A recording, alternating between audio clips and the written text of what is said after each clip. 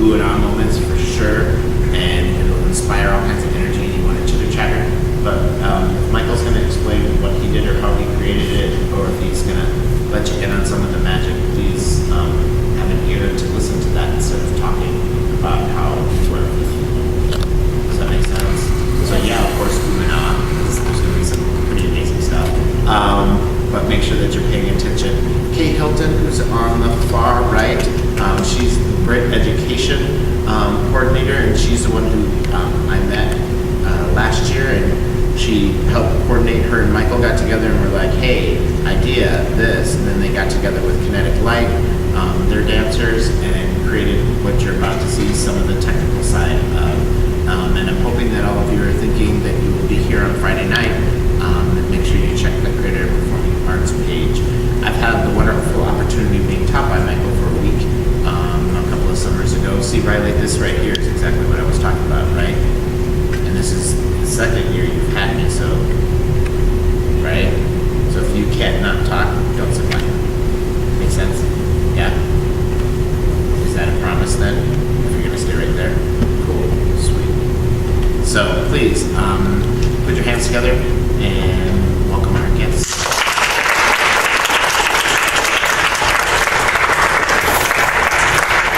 Matthew. Thank you. So I'm Michael Maag. I am the lighting and projection designer for Kinetic Light's Descent. I guess I'll start just telling you a little bit about me, and then we'll talk about all the cool stuff. I've been a video and projection designer for about 35 years now, doing lighting and projections. Ever since I was in high school, I've been using projections as part of lighting design because video projectors are just fancy lights that you can do really cool stuff with, like the stars, right? So Alice and I, who is the head choreographer and dancer of the show, we met a couple of summers ago. We had a really interesting vision together. We were just talking and we decided that we wanted to do a dance piece based around one of the sculptures that Rodin did. You guys know who Rodin is? Auguste Rodin? Nope. Maybe. Yeah. Okay, good. So, sculptor, French, really did some amazing stuff, and his sculptures capture the way that light falls on the human body in the most amazing way. He just had a really good sense of light. And as a lighting designer, I really appreciated that. And so we started talking about the various sculptures of Rodin, and one of them is this sculpture of Venus and Andromeda together, two different characters. And Venus and Andromeda are from two different mythologies. One's Greek, one's Roman. They never met. There's no, so you know, it's sort of like Batman meeting Wolverine, right? They're just not in the same universe. So we decided we wanted to tell the story of how they got together. How did Venus and Andromeda get together? So that's the storytelling that we did.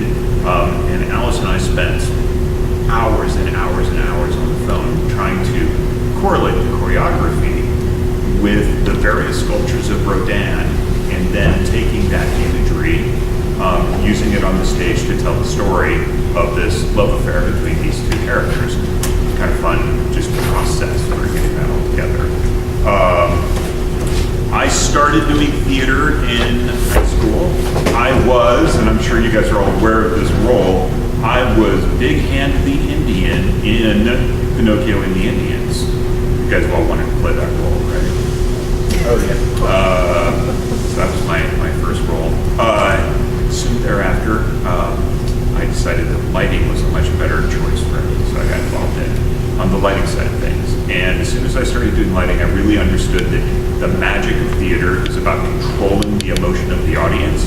And as a lighting designer, I had the opportunity to contribute to that.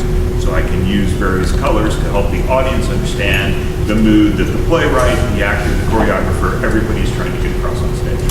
So that's how I got into that. I studied lighting at the University of Northern Colorado, got a degree, went on tour, toured across the country, and then I've been working in theater ever since. I ended up in Florida for a while, and then back in Colorado, and then in Washington, and I was in Utah Shakes for a while, and now I'm down at the Shakespeare Festival in Ashland, and I've been there about 18 years, the resident lighting designer there, so I get to work on all of the shows, which is fantastic.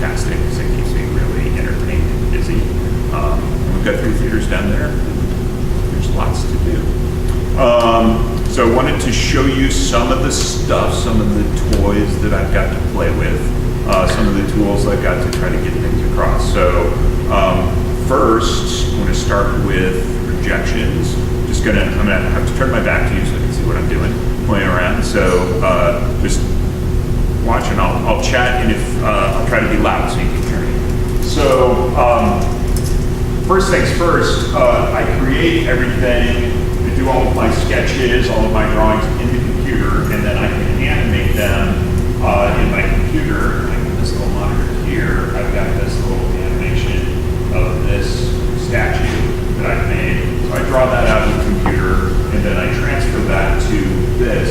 This is a media server. This has got three pretty powerful computers in it, and they're serving the projectors that are up there on stage and giving us the imagery that we're seeing. So let me start with like the really simple stuff here. And here. So first things first, I've got 3 projectors. There's a left projector, a right projector, and then one that's projecting on the ramp that you can see there in white. Projectors, by nature, when you set them up and point them, they're not exactly the way you want them, so you have to adjust the geometry to get things in. So we do these alignment screens so we can get things that work well. Get the imagery where we want it. Then work on creating things like this is that front projector alone, taking a look at that, see what it's doing, and then I'm mapping to just the ramp. So I'm trying to get just the edges. So I'm distorting the geography of my drawing so that it goes exactly where I want it to go. So that's one thing that, just kind of playing around. I do some really interesting sequences and those together. Beginning of this moment in the show, Alice is sitting up on that peak on stage left there. There's kind of a little rocky projection there. It's really dim at this moment in the show. And then she's going to slide down into the water. So let's do a little water drop when she hits the water. Kind of see that cool little animation. Fun thing to do. Let's see. As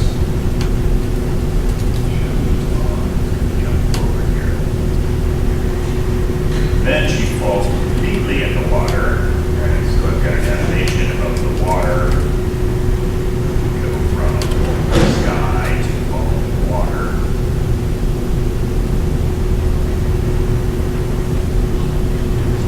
A little bit of animation of giving us this place that we're living in the water.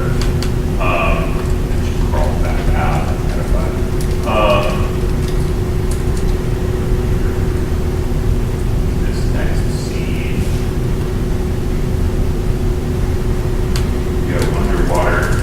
I don't know if you noticed, but just that scene starts looking at just the stars. We're doing a transition from one scene to another, and rather than just crossfading, the stars kind of move at you just a little bit, right? So I'm trying to pull the audience into the scene just a little bit. And now we get underwater, and I slowly reveal the water on the ramp. So we're in this world of being in. This is Venus's world. She's underwater. So a completely different environment than Andromeda up there in the stars. What else is one thing that we here? At a certain point, we get out into the world. And I kind of generated these rocky peaks to look similar to the ramp, but not exactly. I just wanted to evoke them. I wanted to evoke some of the heights. Where I got some sculptures. So here, start fading up this sculpture. This is a sculpture of Adele, and Adele is associated with Venus. Each of the characters, Andromeda and Venus, has what we call a fetch, a spirit guide. And the spirit guide for Venus is Adele, and for Andromeda, it is the helmet maker's once beautiful wife. So these are sculptures Rodan did, and then I can sketch those out. So let me got those independently. Bring this up real quickly for you.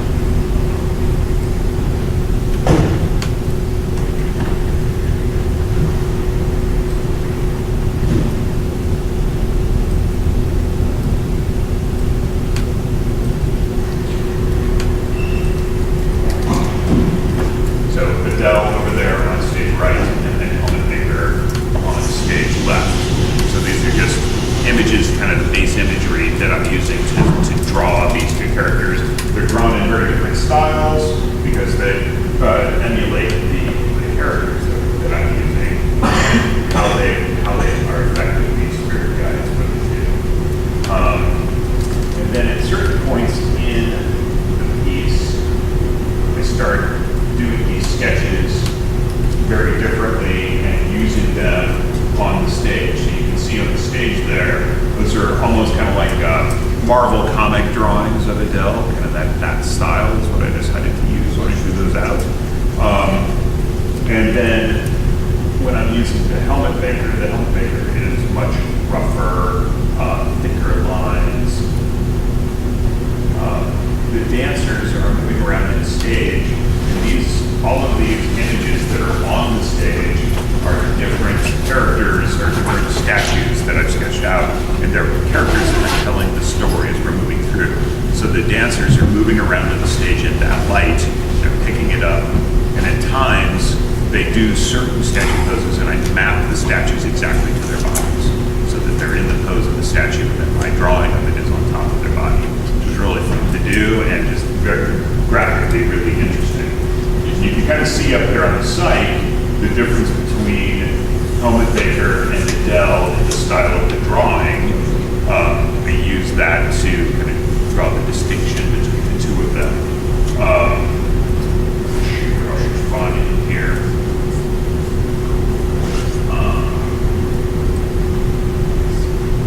Spend a lot of time in stars with Helmet Maker because that's Andromeda's fashion. Andromeda is a star character. So these little statues that are kind of fading up, those map onto Alice's body as she's in various places on the stage.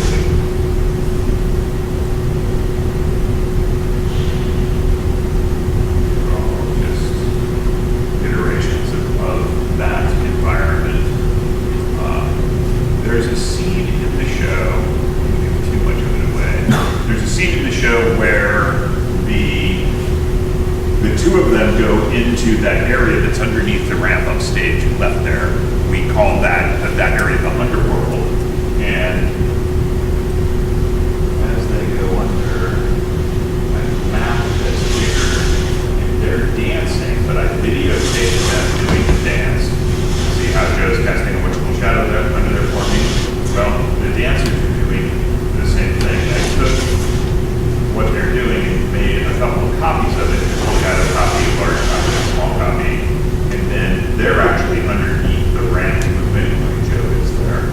So the choreography and the movement of the dancers is really great. And then I have the ability to scrub time so I can stay in sync with them or out of sync with them as is important in the storytelling. So as their choreography changes, because they're doing modern dance, so they're not counting. They're not doing 1, 2, 3, 4, 5, 6, 7, 8 being on the beat. They're moving as they need to with the music. And so I have to respond in a similar way.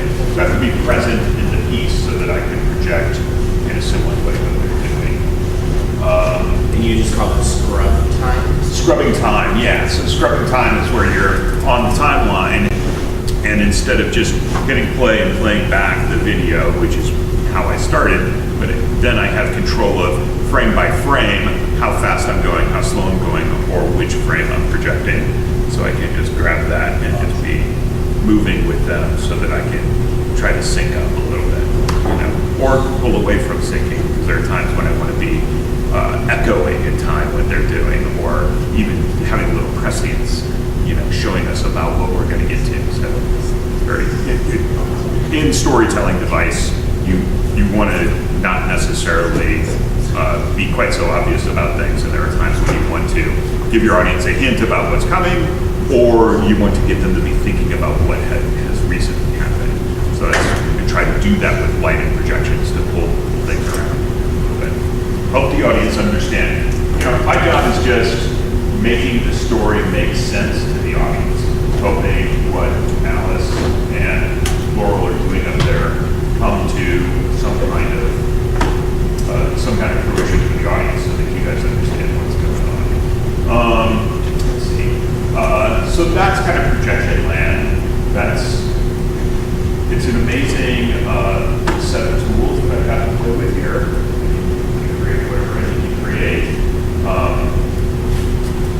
which is wonderful. So I'm able to bring you guys into a visual environment with these tools. They're not all that difficult to learn how to do. It's sort of like futzing with iMovie. It just gets more and more detailed, and to do it well, you just have to spend time doing it. I'm self-taught in all of this. When I was in school, we did projections with slide projectors. So still images, one at a time. We're really fancy. We had a slide changer that could do 15 slides, or when the carousel slide projectors came out, we could do 70 slides. That was awesome. Those were the days, man. I actually worked in planetariums for a while. Have you guys ever been to a planetarium? Yeah. Okay. So whole dome all the way around, and the way that we would do slide projections on the dome is we'd do 12 projectors around, and we would do what's called edge blending, where we're blending the edges of the projections together.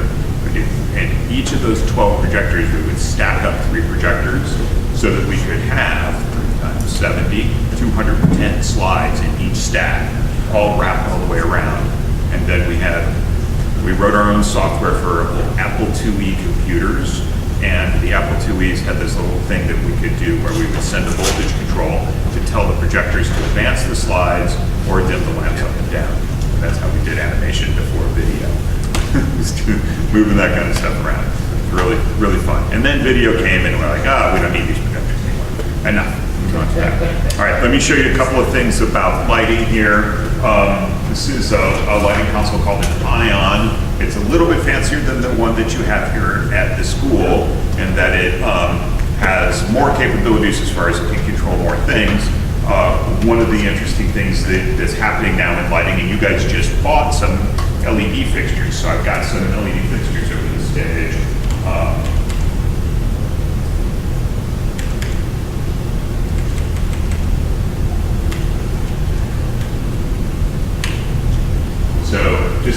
And that's them at full in their natural state. These guys have this nice feature in that they can zoom. So I can change the size of the beam, and now I can get a nice even wash on the stage instead of lots of little polka dots. Lots of little polka dots might not be useful. Then on my screen here, I don't know if you can see, but I've got this little color picker here, and so I can just grab and flip this around and change the color of what's going on the stage, which is pretty freaking amazing, right? Yeah. Now, you can do that simply by typing numbers into the screen to get a specific level, whatever you want to do, or you can just kind of play around with this, whatever you need. Kind of a nice little tool that we've got here. All right, so get rid of those guys. Bring up. It's pretty simple. It's just a simple little arc source moving light. Do you guys know the difference between an arc source and a tungsten source? No? Okay, so tungsten light bulbs are just a little filament that you apply energy to and electricity to, and they heat up and they emit light. Probably you have some of those in your home, although they are going out of style, being replaced by CFLs and LEDs. Then an arc source has got an anode and a cathode. So 2 little electrical tips, one's positive, one negative. They're very, very close together, but there's an air gap between them. And they sit in a bubble of highly compressed gas, and we send a lot of electricity through them. And the electricity arcs from one point to the other, and that creates a super bright spot of light. And then that is a tiny little bright spot of light that sits inside the fixture. There's a reflector, and that points forwards. And then from that, we can create whatever we want to do. So these guys are very similar in that they have color that we can mix to. So we've got the same idea. And they do the color mixing instead of in the LEDs. The color is created by taking red LED, green LED, blue LED, and turning them on in various intensities to get to color you're mixing. In an arc light, you start with white light and you subtract the colors to get what you want. So there's a cyan filter, a magenta filter, and a yellow filter. So to get yellow, I put the yellow filter at full. If I want to get red, I put red, or cyan and magenta at a certain level to get to red. So you've got to kind of color mix, subtractive color mixing, and then LEDs are additive color mixing. Two different ways of thinking about it. Kind of messes with your brain sometimes. I started as a subtractive mixer. Now I had to learn about additive. So these lights, these fixtures are pretty nice in that you can grab whatever color you need to do. They also have the ability from the console that I can change where they focus. I can just sit here and decide that that light needs to be up there on the D for Alice, right, wherever I need it. So this guy can't tell, so I can move that guy wherever I want to.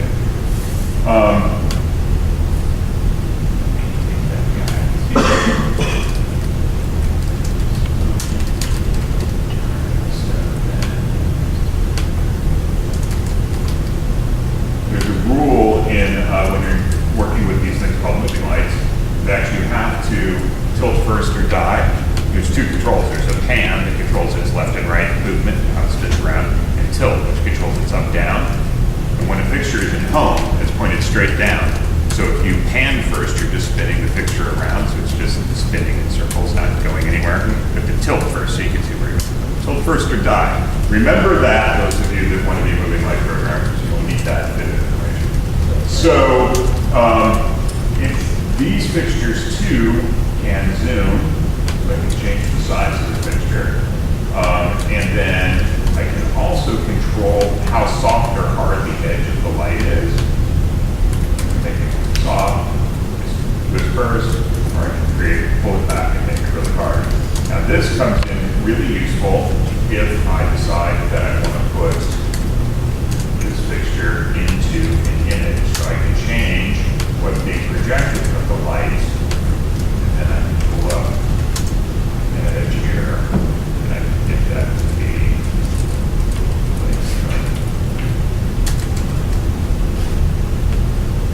and these lights have a number of, these are gobos, there are a number of gobos in them, so we can kind of mess with whatever gobo we want to create the imagery we want.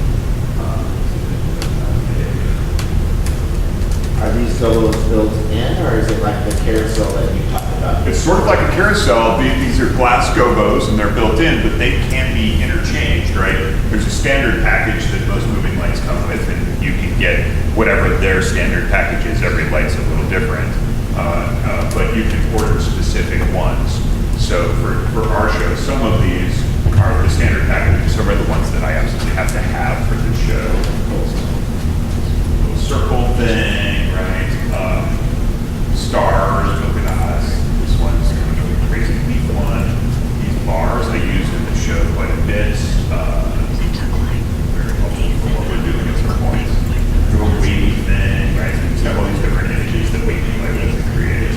This one is sort of like the Jupiter one. It's kind of weird. But because they're glass, they can be whatever image you could print if you printed it on a transparency. So it's pretty useful that way. Now there's two gobo wheels in here. Let me open that one up. So the other gobo wheel is a little bit further, so I can kind of change the focus to get it. And then the cool thing about this gobo wheel is that it can spin and rotate. So I can put that wherever I want that thing to be. I can also put that in.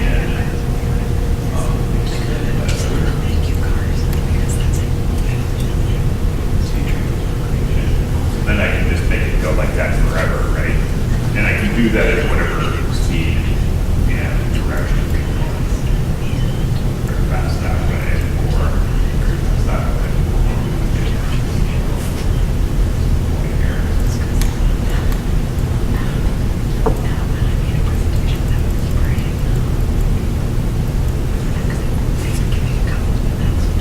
comes in really useful when you want to make something that's like water, various wheels, but this one, wobbly, that one in combination with the other components.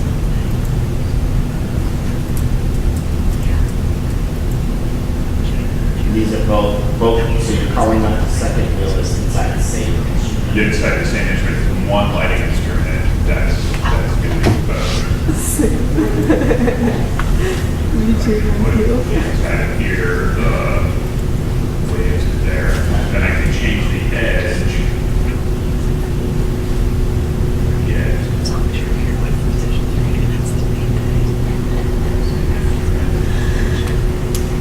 That means even up. Now, do something that looks like some waves moving around in there, right? And then maybe a little color in.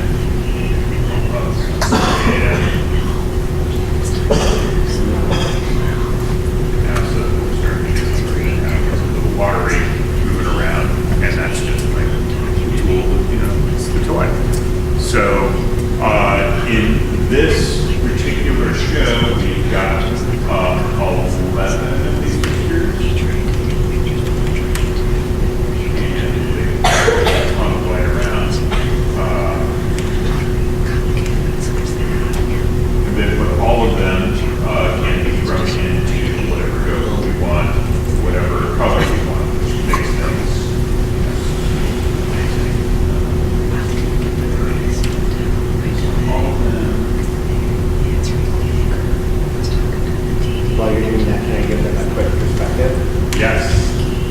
So when we took our tour and we walked along the catwalk and we saw the ellipsoidals, so the ones that kind of look like a space age gun because they're kind of a longer instrument, on those there's a slot on them for gobos. So we have what's called a gobo holder, and we have a package of gobos that we take out, put in the gobo holder, and have to slide in there, and they can't move like that.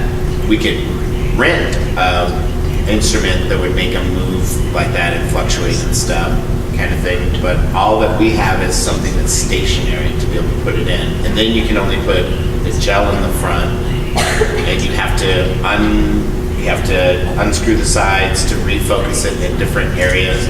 And sometimes you have to move the barrel and lens itself to get that sharp edge that he's talking about, that he's doing just from the controls right here. For that sharp edge to happen, you have to actually take the lens, loosen the lens, and slide it back and forth within its chamber to be able to get that sharper edge around it, which sometimes is a little precarious when you're leaning over the edge up top of it. Yeah, it can be. It can be a little precarious now.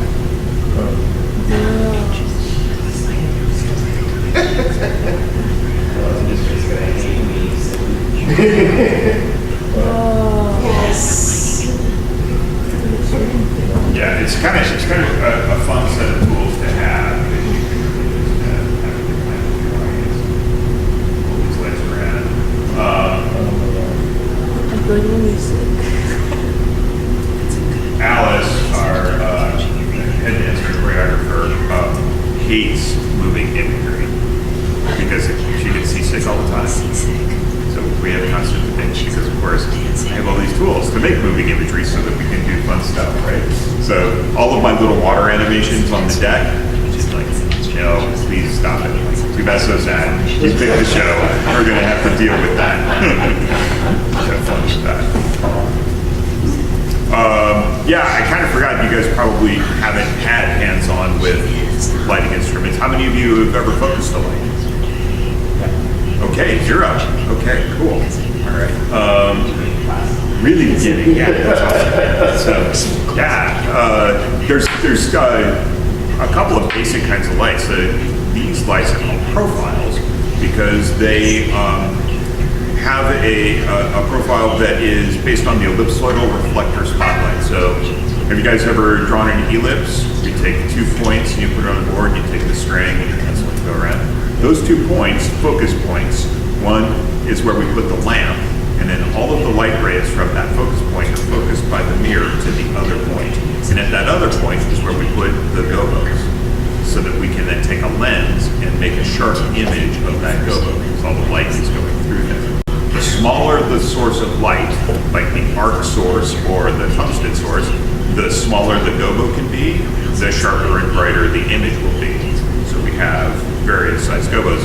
In our tungsten lights, the majority of the lights that we still use in theater, because the tungsten source itself is big, the gobos are big. The gobos are about this big around. In those arc source lighting instruments, the gobos are about that big around. And they're also glass. The glass is coated one side with black and one side with a mirror. And the mirror goes towards the lamp because the mirror reflects the spare light back to the lamp and then comes through and makes it even brighter. The black side goes away so that there's internal reflections from the lens gets absorbed by the black, so you don't get double imagery instead of just a steel gobo. It's like really cool technology built into that. All of these lights are just taking this basic idea of this ellipsoidal reflector spot, which is basically a projector, and changing what's going on. So instead of having the one gobo slot and the gobo holder that some human being has to do, there's obviously a motor inside of that light that I can remotely tell, put this gobo in or that gobo in. There's only a certain number of gobos you can fit in there and only a certain number of things you can do with them. But it's a heck of a lot better than having one instrument, one image. I call conventional lighting, tungsten lighting, a one parameter light because all you can control is its intensity remotely. And these lights have multiple parameters. The Fairlight 2500s have 22 different parameters that I can control from my lighting console. So pan and tilt, intensity, color, and color is broken into cyan, magenta, and amber like we talked about. And then there's also a color chip wheel that has very specific colors like ultraviolet, so it filters out everything except for the UV, so it becomes a black light. There are other parameters like which gobo is in, whether the gobo is spinning or indexing and what speed it's at. And indexing means exactly how it's rotated. So if you're projecting clouds up on the site, you might want them to be at a very specific angle. And so you can index the gobo so that it's exactly the notch you want it to be where it is. And by hand, you would just take the gobo out of the holder and spin it and put it back in and go, oh, I spun it the wrong way. Take it out and spin it the other way. You guys will get experience with that, I'm sure. It's part of the deal, right? Quick question. Yes. To be able to, I'm sorry, y'all, I'm geeking out right now, so I love you, but please pay attention. I know some of you are like, what are they talking about? Do you have to set up in a theater like this to be able to play in the way that you're talking? Or how did you learn to be able to do all this? Is there a program that you could just sit and watch and still do the same kinds of things? Or Sure. There are a ton of, there are 3 major programs out there that do what we call visualization. So you can tell the computer where your moving lights are, where these lights would be in space, in 3D space. And then on the screen, you can visualize. So you can hook up your lighting console to the computer that's doing the visualization, and you can move your faders up and down and see how that would affect the lights, which ones turn on, which ones move, what gobo they are, all of that kind of stuff. So we did a show down at OSF this year called Unison, which had 2 front video projectors, 10 large screen TVs on stage in different orientation, and it had 7,000 RGBW LED pixels all over the set. And all of that controlled by the lighting console. And the only way to get all of that to work, plus we had 36 moving lights. And so to get all of that programmed ahead of time, we went into a conference room and I set up visualizers for both video and lighting. We hooked up the lighting console and the watch out system, and we projected it up on the wall, and we sat in the room and we programmed all of the musical numbers before we even went into the theater to integrate it with the actors. So the actors in the rehearsal hall getting their dancing down, their movement, their singing. We're listening to that same stuff, but writing how the video is going to react so that when the projection of the bird flaps, it's projected on the front, the screens are doing the same thing, and the LED pixels are doing the same thing. So the whole stage image is happening at once. And so we can do all that. So yeah, visualization, we call it previs. It's it's the way that if you're doing any big concert type stuff, all of those shows, that's all done in previs ahead of time because we don't have time in the theater during tech to actually get it done. You know, you guys are up there, you're directing, you're acting, you gotta be on stage, you gotta be in the right place. Us techies, we can't be like, oh, it's gonna take me 25 minutes to figure out how to get this light there. We gotta get it there ahead of time. So previs is how we do it. Yeah. So it's just more computer screens, that's all. And that used to be back in the day, that is how we did it, is that you were up on stage for tech for like ever. Forever. Typically, down at the Oregon Shakespeare Festival, we have about 20 hours of tech for a show. And it really doesn't matter what kind of show that is. But, you know, if it's a full-on musical or if it's a straight play, we allow about 20 hours to get it right. When we're doing musicals, it's right up to the last minute, as you would imagine. And if we're doing a straight play, sometimes it can be a regular class. It just kind of depends on the show and the design team. So, yeah, it's fast and furious getting all of that done.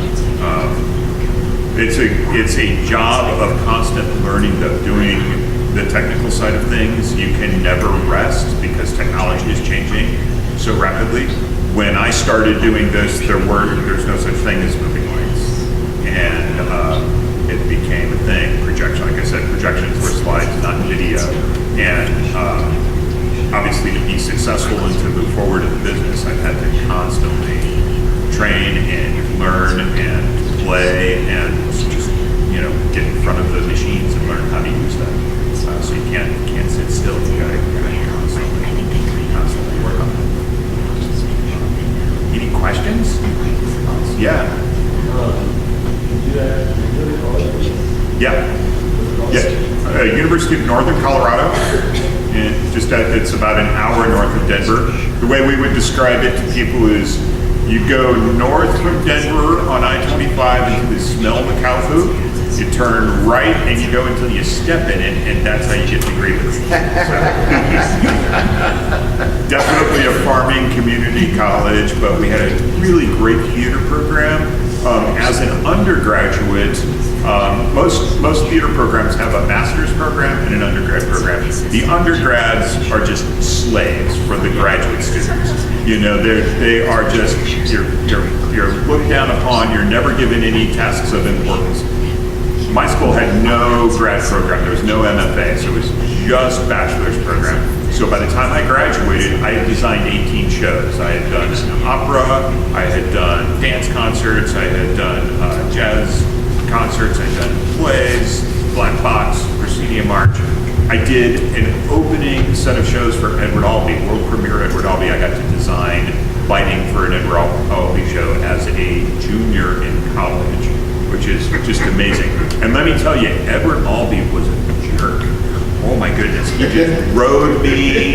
You know, as a young professional, I had zero idea about just how important Edward Albee was, but man, he was on me. It was great. I learned a ton. It was so amazing. I was able to, you know, take that attitude and go, oh, okay, this guy actually is making me better at what I do. So it was pretty cool. It was pretty amazing. So yeah, pick a good college, or just do work. I found out as soon as I got out of school that what I learned in school was a really useful base, but actually getting out in the field and doing it, I learned so much more in my first 2 years out of school. I feel like than I learned while I was in school just by doing it. You don't have a choice when you're doing it. You got to get it done. You know. So, what else? All right, you guys want to talk about storytelling and theater? What are you guys interested in? Why are you taking this class? Why are you taking this class? Me? You right here in front. What? Oh, good. Okay, great. There you go. I just put you out of your comfort zone. Oh, all right. Good. Okay. All right. Why are you taking this class? Yeah. To open up and get out of myself more. Excellent. Good. Well, theater will definitely do that for you. Yeah, that's good. How about you? Well, sure. But first, you got to tell me why you're taking this class. New, okay, cool. How much does each projector cost? Oh, yeah, see, that's just like, that's crazy. All right, so, in 2006, I bought the first video projector for OSF, not with my money, with their money, and it was $136,000. The lamps cost $11,000 a piece, and they lasted 750 hours. At OSF, we turn the projectors on at 10 o'clock in the morning, and they turn off at midnight, and that's 6 days a week. So that's, you figure it out, a lot of lamps. So now, the projectors that I'm using here, these projectors are pretty amazing. Instead of having an arc source lamp, the really expensive $11,000 arc source lamp, they have lasers. And there's a red laser and an ultraviolet laser. The red laser just comes straight at something called a multi-mirror device. So to make this image that you're seeing, maybe I don't have, yeah, so you see those stars, what's happening is that there's a little device called a multi-mirror device, and it has a tiny little mirror for every pixel. These projectors have 1,920 pixels horizontally and 1,200 pixels vertically. So 1920 by 1,200 tiny, tiny little mirrors. The red laser scans across all of those mirrors, and those mirrors angle to tell how much red light is going to be coming out of the image. The ultraviolet laser hits a bit of phosphor. The phosphor emits green light and blue light. They're split off by a prism. They go to their own individual multi-mirror devices. They're getting a full image at one time as opposed to scanning. And then all of the reflections off of all of those mirrors go back into a prism and are combined and sent out the lens to make that image. That's how that works. Now, what do the new laser projectors cost? The one that I'm using front of house on the dancers is $15,000. And the one that I'm using, there's two that I'm using to do the psych, those were each about $8,000. So since in 11 years, the technology has changed so amazingly rapidly. It's really incredible. A standard theatrical lighting instrument, like a source 4 and ellipsoidal, a simple fixture, costs about $350. The lamps for those usually cost about $25. A moving light like these lights that I've got here, those usually go for about $5,000. The lamps for those cost about $200. Now the LED fixtures, the simple ones like we've got going on here, they're probably only, $1,000. Really fancy ones, I've got some stuff at OSF that are like absolutely amazing on skin tone. They can be just any color that you want. Those are about $2,800. So, it's an ever, kind of depending on where you want to go with it, but it's a really expensive field, right? Let's see. Those two boxes that are the media servers, that's $21,000. Kind of crazy, right? So, yeah. My heart is like, I'm killing Matthew here, right? Yeah. maybe we won't get those. Get those. Yeah. Not today. Yeah, we're going to need a grant for that. Now, for me, I've always been lucky, I've been able to pursue granting organizations and have them help me with all of that. OSF wouldn't have the cool stuff that it has without grants, and certainly we wouldn't have what we have with grants. Yeah. What's the most expensive piece of equipment that you own right now? I would say it's these media servers. These guys right here. Yeah. The projectors are rented. The moving lights are rented. So we get those from rental companies while we're on tour, and we just get the equipment that we want sent to us. It changes. The video projectors change depending on the theater that I'm in, because I might need more brightness because I have a longer throw, or I might need different lenses because the distance is different and what I'm trying to do is different. So The media servers are consistent because the imagery is the same, and I've got something that's flexible enough to respond to whatever theater that I'm in. So we decided to buy those, and then everything else is rented, including the lighting console, because those are ubiquitous. They're everywhere, so I can just get one whenever I need it. Just rent it. Yes, sir. What? Oh, that's just a Dell, or it's just a computer. The way that the watchout system works, there are media servers. It's a distributed computing system. So that star image on the back is made up from 2 different projectors, and each one of those is served by a different subset of these processors.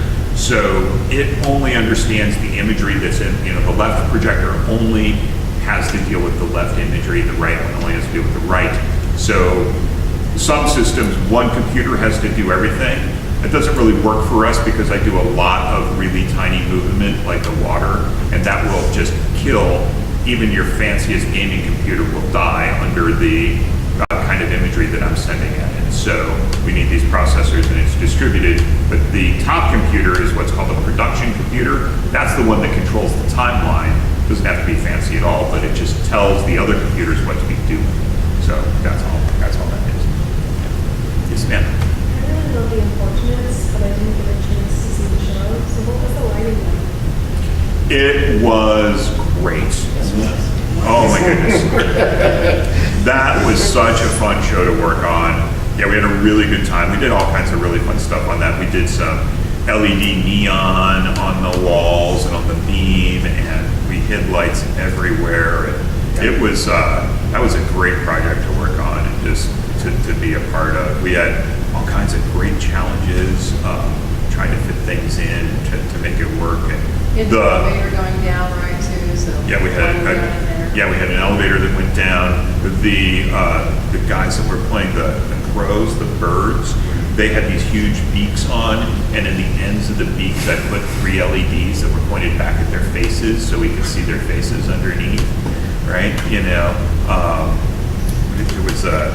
There was the crosses upstage that had the light boxes in them, so then I could change the color of them and make them whatever they needed to be. Yeah, that was a really fun show to work on.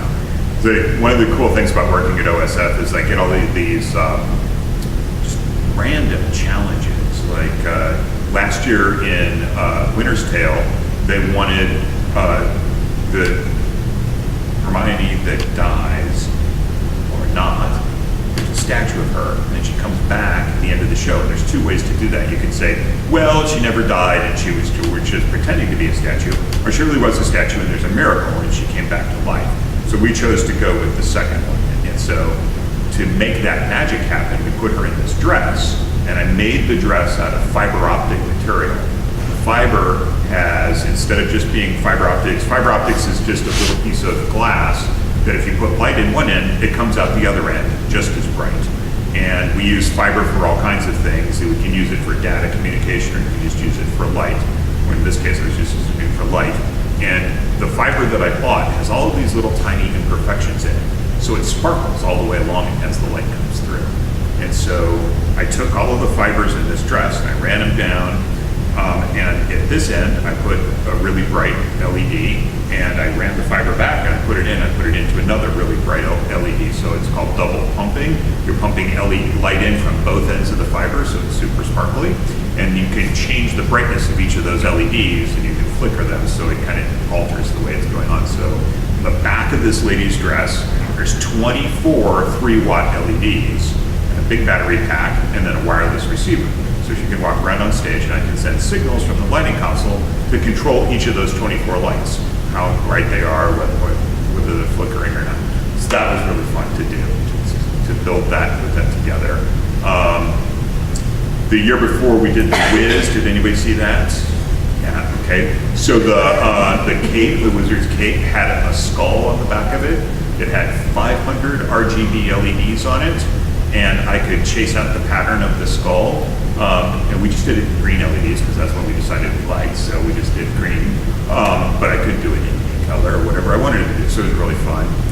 The year before that, we did Head Over Heels. Did anybody see that? Okay. So two of the characters had these really great, beautiful dresses on, and I did the bodices in LEDs, and I completely mapped so I could project, emit video from their dresses. So mostly we just used it for making the dresses cool and sparkly, but we also at times did movement on the dresses that was in sync with the video that we were doing elsewhere. Again, all radio control. And I do all of that with Arduinos. Do you guys know what Arduinos are? No. Okay. Tiny little computers, really tiny little computers, really easy to program. Like I talked about, it's an ever-changing learning world, right? You're going to have this stuff, but you have to kind of figure out how to deal with this. If you want to do effects on stage and you want to do it inexpensively, an Arduino is a really great way to do it because it's easy to understand, easy to get to, easy to dig in, and then you can control that LED on the end of the beak with this Arduino, and they have some that can listen to Wi-Fi, and you just send a Wi-Fi signal that says, hey, turn on now, turn off now. And you can do that as fast as you want. About, 44 times a second is about as fast as I can get the communication to go on these Arduinos, and that's fast enough that you can make things flicker pretty quickly. Make whatever change you need to have happen. Did any of you see Joseph? Yeah. Remember when Joseph's shoes lit up? That was an Arduino that was in his shoes, and then he held the controller in his pocket for him to turn them on when they came on, kind of thing. And the thing that I love that just happened with what Michael was talking about is that he jumped from being in here to he's now working with the costume shop and talking with that designer as well, and figuring out how his technology can also live on someone's body, on a person, and not get all salted out from the sweat and all those kinds of things that occur and stuff. So he's all of a sudden now is troubleshooting things, that maybe when he was back in Colorado didn't come to mind because none of that technology existed yet. So here's a good thing to talk about. On the Wiz, I had a total failure, which was Dorothy's shoes. So Dorothy's shoes, I don't know when you saw it, but at the beginning of the season, Dorothy's shoes lit up when she clicked her heels, and did this cool little chasey LED pattern on that because I put LEDs around the toe box, and then I sewed individual LEDs all over the shoe and on the bow. She had little bows on her shoes. And inside the bows on her shoes, I put a Arduino with Wi-Fi, and I put a battery on the other side of the bow, right? And it was great. She was walking around, and I could control from the lighting console whenever her shoes turned on. There was times when she was dancing, she'd lift up one foot, and we'd make it sparkle, and she'd put down. It was great. Everything was good. I didn't have the knowledge or the understanding of just how brutal the dancing was for Dorothy in that show. She was stomping around like there's no tomorrow, and she beat up my LEDs and my Arduino like there was no tomorrow. I could not repair them fast enough. She had 2 pairs of shoes, and I was constantly working on them. And just the amount of work that she was doing, and there was like one 30-second period where she was not on stage in the entire show. So I couldn't have her change into the LED shoes when she needed LED shoes and wear other shoes the rest of the time. She had to wear them all the time. So no matter what tap dancing, stomping around, crazy stuff she was doing, she was breaking my shoes. So by the end of the season, we just gave up on the shoes because there were times where she would literally kick the Arduino out. The bow would just disintegrate, and the battery in the Arduino would just go flying out into the audience. Well, we don't want that to happen. So, failure and learning experience for Michael. Yep, shoes, same thing. I wanted all the brothers' shoes to line up with Joseph, and we, again and again, the same exact thing. We just couldn't figure out how to make them work. So the robustness of it is really the challenge, and that's a craft skill. I know where my skills lie. They're kind of on this computer end. I can do the programming, I can do the soldering, but as far as the real craft work of making that stuff stick together, you've got to have people that understand that too. And that sort of fabrication stuff and all that's not my skill set. I've got to have other people for that. And that's the great thing about theater. You guys are embarking on a theater career. Theater knowledge, not necessarily a career, but it's a collaborative thing. The costume designer, the lighting designer, the scenic designer, everybody has to work together. And we're all working towards the same thing. A playwright has written a play. A director has decided to do it and has decided how they want to do it. What is the message they want to get across? You can do Midsummer Night's Dream any way you can imagine, right? And you can tell a different story with Midsummer Night's Dream depending on what part of that show you want to put emphasis on. The director has decided that. They're working with their team, their creative team, lighting designer, costume, scenic, projections. How do we want to get that story across? And then there's really what it's all about is the actors on stage getting that message across. So all that other stuff is just in support of telling the story. The actors are there telling the story, lighting, projection, costumes. We just have to find a way to help tell it. It's not about, hey, look, they got cool moving lights. Everybody should pay attention to them, right? That's wonderful when you go to a concert. That's fun. I call that flashing trash, right? Like what the lights are doing right now, that's flashing trash, right? Not necessarily artistic. So I try to use all of these tools to help tell the story. So when Alice and I, at the very beginning of this process, were talking about the story of Venus and Andromeda, what we wanted to do with it, that's the thing that informs every decision that I make about the lighting. Is what I'm doing, is the imagery that I'm giving, serving the story, helping the audience understand what the story is, or is it distracting from it? And if I'm distracting from it, obviously I'm not doing my job. So, and the best compliment that a lighting designer can get was, I didn't notice there was any lighting, right? It should be effortless for you as an audience member to look at a show. You've always been looking at the right place because I put the brightest part where you should be looking. I put the right colors where you should be looking. All of that. So that's, you shouldn't have to be thinking about it. You should just be in the story. Light is great in that it can tell you all kinds of things, right? Like I could do the watery effect, or I could do the leafy effect, or I can even do like a window photo so that it looks like the actors were looking at a window. You just see the shadows of the window. All of that helps inform the primary things that help us tell stories: time, place, mood. All of that can be conveyed with lighting very specifically. So I feel like, to me, Matthew Mayer may not agree with, lighting, the most important part of theater, right? Without lighting, what's theater? A radio show? Because everything's in the dark. Everything's in the dark. We don't need costumes, we don't need sets. Actors can just be hanging out, whatever. So, it's a really important part of it. I'm really passionate about it. I love finding out the new stuff. There's always new equipment coming out. I'm always doing research, reading about it, looking at it. I do demos all the time. One of the great things about working at OSF is it's a pretty big organization, so I can call a manufacturer and say, hey, you just made a new whatever, send one up here so I can play with it. And they do, which is really cool. So, and then I can decide whether or not it's a good tool for OSF to have or not, which is a pretty cool thing to be doing.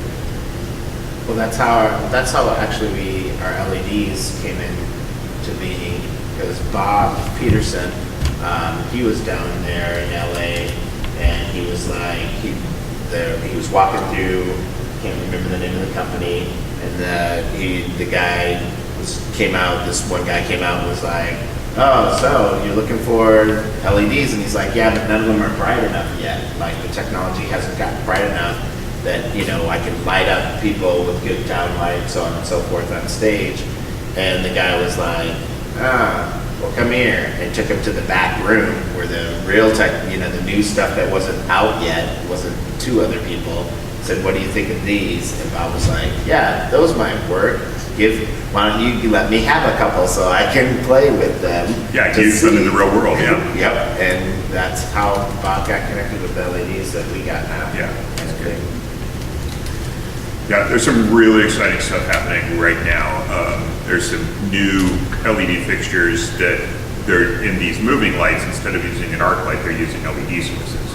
And they're as bright as these guys are, if not brighter, which is really amazing. And the lamp life on those, instead of the lamp burning out every 750 hours, which for OSF is about every week,